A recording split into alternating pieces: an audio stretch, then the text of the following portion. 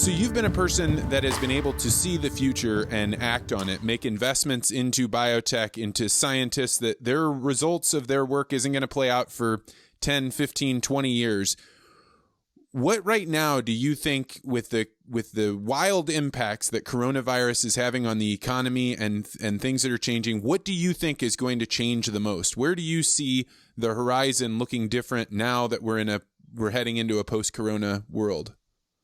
Let me do it two ways. Let me do, first of all, the things that I think we need to reflect on. So the first thing is, I mean, like everybody else, I go to the grocery store and it's hard to find, certain supplies, whether it's toilet paper or hand sanitizers or alcohol.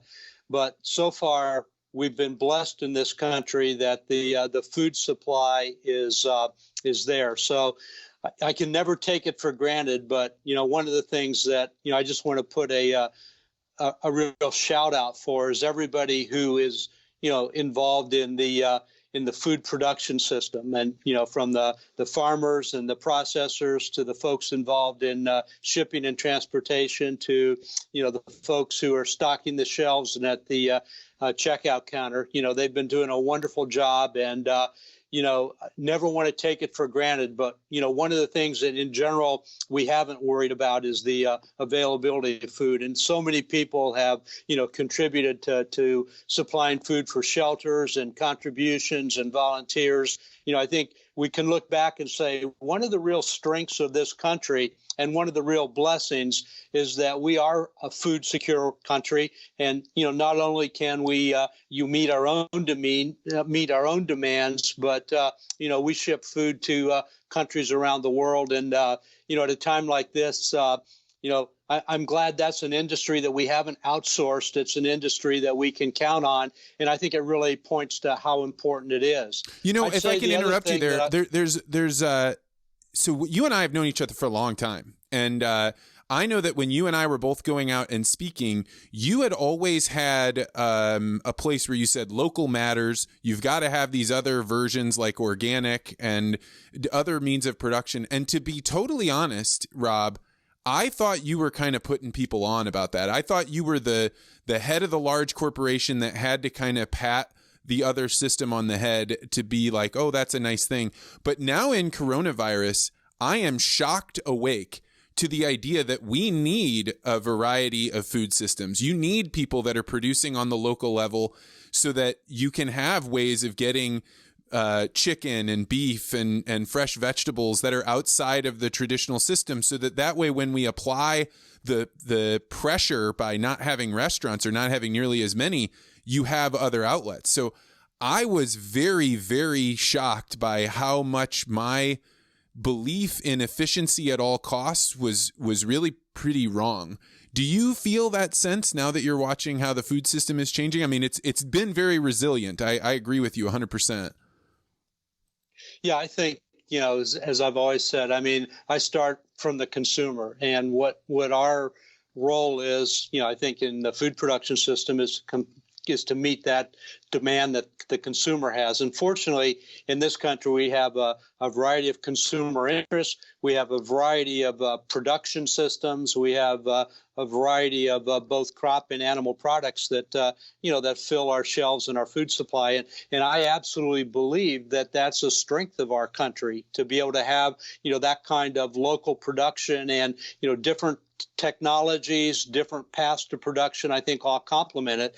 I think that the great thing about local production, of course, is that it does provide that resiliency you're talking about. I think it also, gets more and more people engaged in what is truly a vital industry. I mean, in this country, probably less than 2% of the population is involved in agriculture. Probably another 15 or 20% is involved in food processing and food production and delivery. So it's still a very important part of our economy, and it's been very resilient. So in addition to that, I think the other thing I would hope for is that people realize that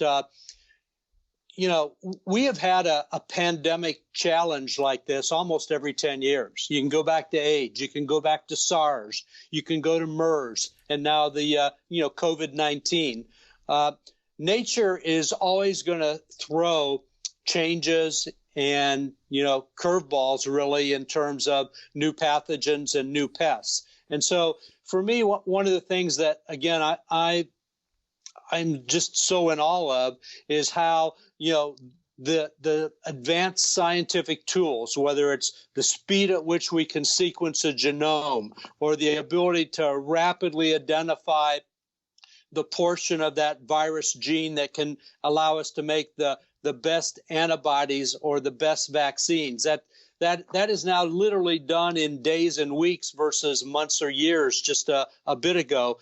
And so that investment in research, whether it's public sector research, private sector research, and frankly, whether it's in healthcare or dealing with crop pests or livestock diseases, it is really an important investment and an insurance policy for us in the future, knowing that we are inevitably going to be addressing these types of challenges in a global world. And so, I hope one of the things that comes out of this is that we all understand and recognize, the importance of the investment that this country and frankly countries around the world, make in the kind of basic research and science that gives us the capability to understand, respond, and mitigate with the speed at which we can do today. I know, we live in a world where everything is almost instantaneous,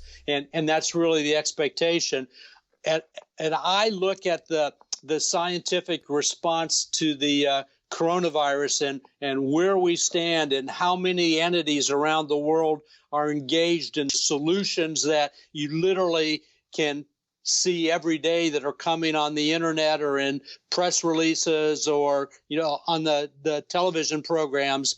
It is mind-boggling to see the effort and the approaches that are taking to help defeat this endemic.